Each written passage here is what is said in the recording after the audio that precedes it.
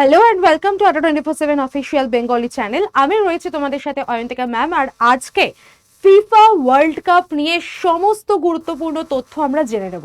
কারণ তোমরা প্রত্যেকেই জানো 4 বছর অন্তর অন্তর হওয়া এই ফিফা ওয়ার্ল্ড কাপ কিন্তু শুধুমাত্র আমাদের এশিয়া নয়, ইউরোপ নয়, সারা বিশ্ব জুড়ে একটা বিশাল উন্মাদনা তৈরি করে।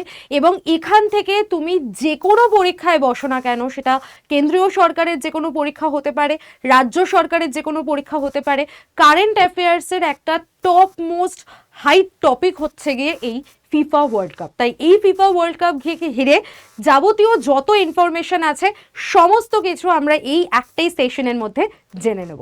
তো তার আগে বলে দিই, যারা যারা বিভিন্ন পরীক্ষার জন্য প্রিপারেশন নিচ্ছ, তারা যদি কেউ চাও তাহলে অবশ্যই আমার সাথে তোমরা হোয়াটসঅ্যাপ গ্রুপে জয়েন হয়ে যেতে পারো।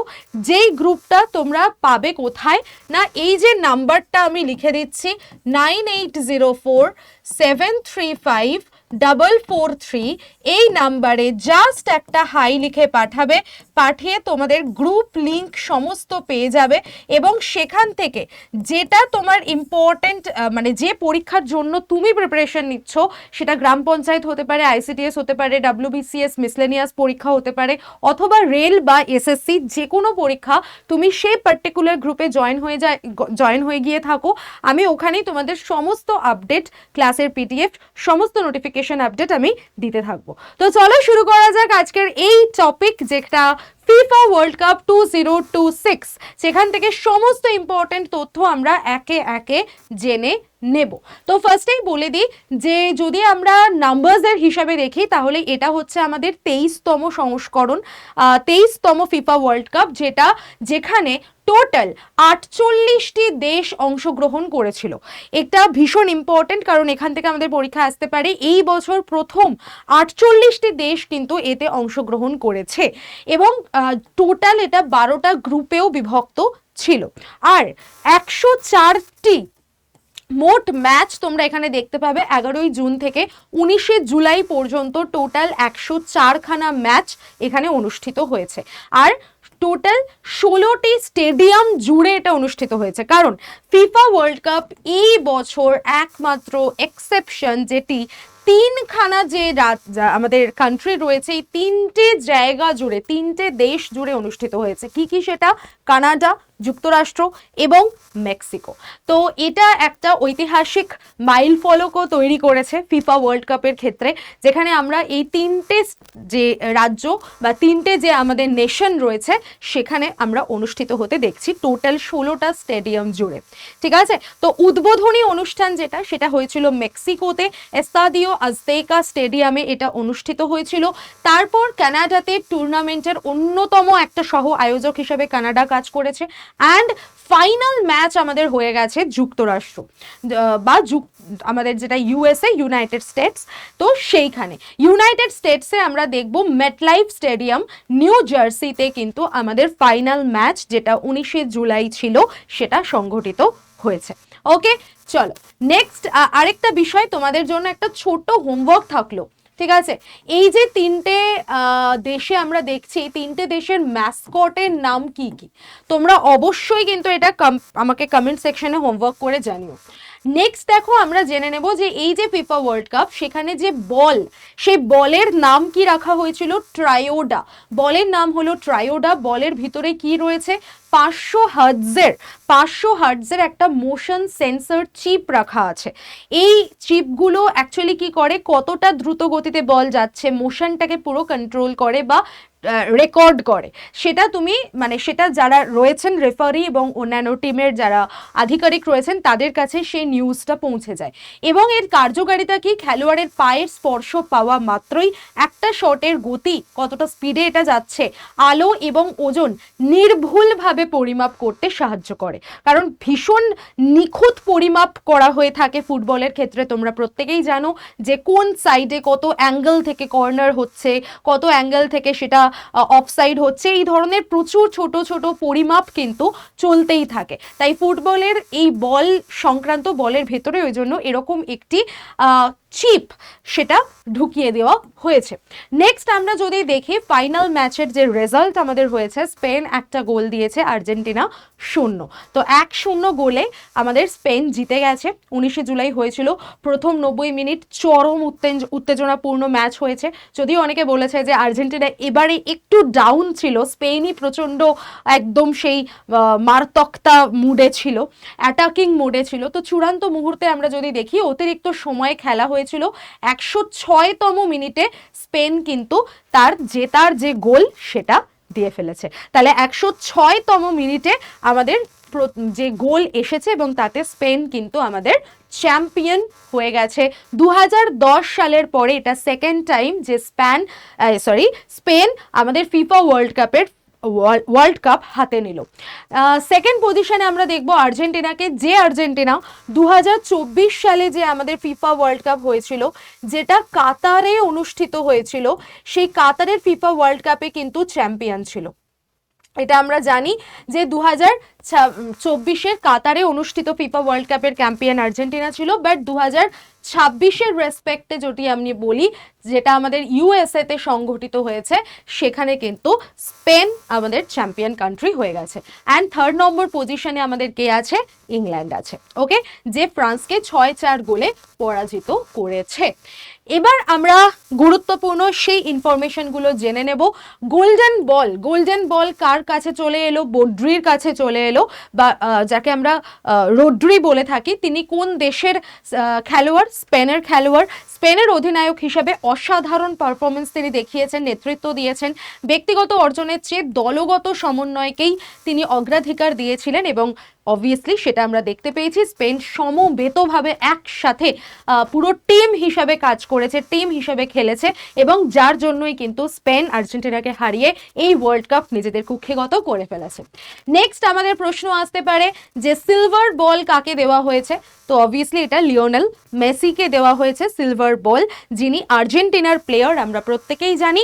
এবং তার রেকর্ড হিসেবে যদি দেখি, তো বিশ্বকাপের সর্বোচ্চ 26টি ম্যাচ তিনি খেলে ফেলেছেন, যেটা এখনো পর্যন্ত হাইয়েস্ট। ওকে, এমবাপের কথা যদি আমি বলি, তিনি ব্রোঞ্জ বল জিতেছেন, কিলিয়ান এমবাপে, এবং তিনি ফ্রান্সের প্লেয়ার আমরা জানি। তো অসাধারণ ব্যক্তিগত পারফরমেন্স দেখিয়েছেন তিনি এমবাপে, তাই জন্য তাকে কিন্তু ব্রোঞ্জ বল দেওয়া হয়েছে। তাহলে আমরা কি কি পেলাম? একটা হচ্ছে পেলাম যেটা গোল্ডেন বল, সেটা রদ্রি পেয়েছেন স্পেন থেকে। দেন আমরা যদি দেখি, মেসি পেয়ে গেছেন সিলভার বল, এবং ব্রোঞ্জ বল পেয়ে গেছেন কে? এমবাপে। ওকে, নেক্সট ইনফরমেশনে চলে আসো। গোল্ডেন বুট কে পেয়েছেন? চূড়ান্ত গোলদাতাকে গোল্ডেন বুট দেওয়া হয়ে থাকে, তো কিলিয়ান এমবাপে তিনি কিন্তু এই গোল্ডেন বুট পেয়ে গেছেন। বিশ্বকাপে মোট 22টি গোল করেছেন, করে পূর্বের সব কিংবদন্তিদের ছাড়িয়ে তিনি এখন শীর্ষে অবস্থান করছেন। সো এটা এমবাপের কাছে একটা রেকর্ড বলতে পারো, যে সব থেকে বেশি গোল বিশ্বকাপে দিয়েছেন তিনি, টোটাল 22টি। এবং তার সাথে 2022 আর 2026 টানা দুটো বিশ্বকাপে গোল্ডেন বুট জয় তিনি করে ফেলেছেন। তো এর পরের বারটাও যাতে আমরা দেখি যে এমবাপেই গোল্ডেন বুট পায়, তাহলে হ্যাট্রিক করে ফেলবেন তিনি গোল্ডেন বুটের ক্ষেত্রে। আচ্ছা, নেক্সট আমরা যদি চলে আসি আমাদের ওকে, একটা ইনফরমেশন, সরি আমি একটু ভুল দিয়েছিলাম, সেটা একটুখানি ঠিক করে নাও। এটা 2024 হবে না, 2022 হবে, ঠিক আছে?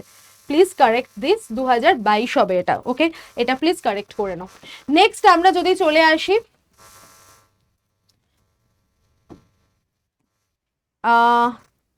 চলো এখানে চলে আসি আমরা, যে আমাদের এর পরে যদি আমরা গোল রক্ষক এবং উদীয়মান তারকা হিসেবে দেখি, তো এটা গোল্ডেন গ্লাভস কে পেয়েছেন?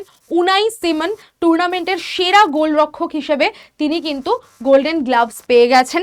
এছাড়া আমরা উদীয়মান খেলোয়াড়, মানে যিনি সবে সবে উঠছেন এরকম ইয়াঙ্গার প্লেয়ার হিসেবে দেখব, তো পাউ কুবারাসি, তিনি স্পেনের খেলোয়াড়, তিনি মাত্র, তার বয়স হচ্ছে 19 বছর, এবং তরুণ বয়সেই তিনি বিশ্বমঞ্চে অসাধারণ পারফরমেন্স দেখিয়েছেন। তাহলে গোল্ডেন গ্লাভস আমরা স্পেন থেকে পাচ্ছি উনাই সাইমন, এবং আমরা পাউ কুবারাসিকে পাচ্ছি ইয়াং প্লেয়ার হিসাবে। এছাড়া দলগত শক্তির জয় হিসেবে যদি আমরা দেখি, সময়ের পালাবদল বা যারা রিটায়ারমেন্ট নিয়ে নিচ্ছেন এরকম প্লেয়ারদের কথা বলি, তো আমরা দেখতে পাবো ক্রিস্টিয়ানো রোনাল্ডো 5টা কাপে তিনি অংশ নিয়েও যেহেতু শিরোপা পাননি, সেই আক্ষেপ নিয়ে তিনি বিদায় নিচ্ছেন। এছাড়া আমরা পাশাপাশি নেইমারকেও দেখব, নেইমারও কিন্তু অবসর নিয়ে নিচ্ছেন, কারণ তিনিও বিশ্বকাপ খেলেছেন, গতবারেও খেলেছিলেন 2022-এরটা, আবার 2026-এরটাও তিনি খেললেন, বাট এইবারও কিন্তু ব্রাজিল আমাদের উঠতে পারেনি, তো সেই আক্ষেপ নেইমারেরও রয়েছে। এছাড়া আমরা যদি মূল শিক্ষা এখান থেকে আমরা কি পাচ্ছি, কেন এবছর স্পেন জিতলো, এতগুলো আমাদের বিখ্যাত এবং এতগুলো তোমার খতরনাক দল ছিল, তার মধ্যেও স্পেন কিভাবে লড়াই করে উঠে এলো, কারণ 2026-এর বিশ্বকাপ এইটুকু অন্তত প্রমাণ করে দিল যে কেবল ব্যক্তিগত নৈপুণ্য নয়, যেখানে আমরা শুধু মেসির খেলা দেখব, শুধু রোনাল্ডোর খেলা দেখব, শুধু এমবাপের খেলা দেখব, নেইমারের খেলা দেখব, এইভাবে দলগুলোকে বেছে নিয়েছিলাম না। স্পেন যেখানে প্রত্যেকটা প্লেয়ারের হয়ে খেলেছে, অর্থাৎ একটা পুরো দলগত টিম হিসেবে খেলা আমরা এখানে দেখতে পেয়েছি। তো টিম স্পিরিটটাই কিন্তু মেন। যে কোনো এরকম টিম খেলার হিসেবে, সেটা হকি হতে পারে, সেটা বাস্কেটবল হতে পারে, সেটা ফুটবল হতে পারে, ক্রিকেট হতে পারে, টিম খেলাতে কিন্তু আমাদের টিম স্পিরিটটা খুব দরকার হয়। প্রত্যেকের সাথে প্রত্যেকের আন্ডারস্ট্যান্ডিং, প্রত্যেকের সাথে প্রত্যেকের বন্ডিং এবং সবাই মিলে একসাথে লড়াই করার যে অদম্য চেষ্টা যে আমরা জিতবই, এই জিনিসটা আমরা স্পেনের মধ্যে কালকে দেখতে পেয়েছি।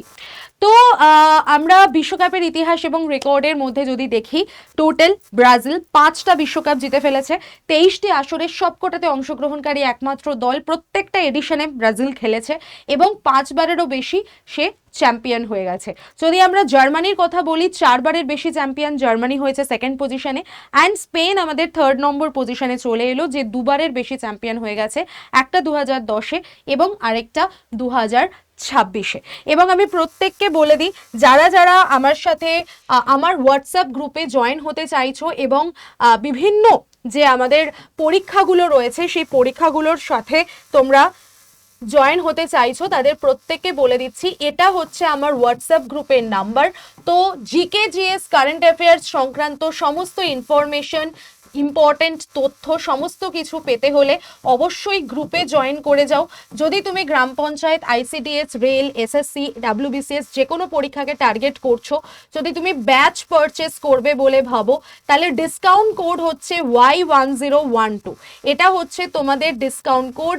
এই কোডটাতে যদি তুমি ব্যাচ, বই, বুক কিছু নাও, তাহলে অবশ্যই ম্যাক্সিমাম ডিসকাউন্টে তুমি পেয়ে যাচ্ছ। আর আজকের ক্লাসটা কেমন লাগলো প্রত্যেকে আমাকে কমেন্ট করে জানিও। 2022 সালের যে আমাদের ওয়ার্ল্ড কাপ যেটা কাতারে হয়েছিল, অ্যান্ড 2026 সালের ওয়ার্ল্ড কাপ যেটা আমাদের টোটাল 3টে স্টেট মিলে 3টে জায়গা নিয়ে হয়ে গেল, কানাডা, মেক্সিকো এবং ইউএসএ। তো এই যে 3টে দেশ জুড়ে হলো, তো আমাকে বলে দাও এখানের ম্যাসকট কে ছিল, এটা তোমাদের জন্য হোমওয়ার্ক। এবং এখানে টোটাল আমরা 3টে ম্যাসকটস দেখতে পাই, তো কি কি ছিল, এটা তোমাদের জন্য যেতে যেতে একটা হোমওয়ার্ক থাকলো। চলো টাটা, বাই বাই, দেখা হচ্ছে আবার পরের কোনো একটা সেশনে। তো ততক্ষণ পর্যন্ত সবাই খুব ভালো থাকো, পড়াশোনায় থাকো, রিভিশনে থাকো, আর অবশ্যই কমেন্ট করে জানিও কাল সেই আমাদের 19শে জুলাইয়ের খেলা ফিফা ওয়ার্ল্ড কাপ কতটা এনজয় করেছো তোমরা। চলো টাটা।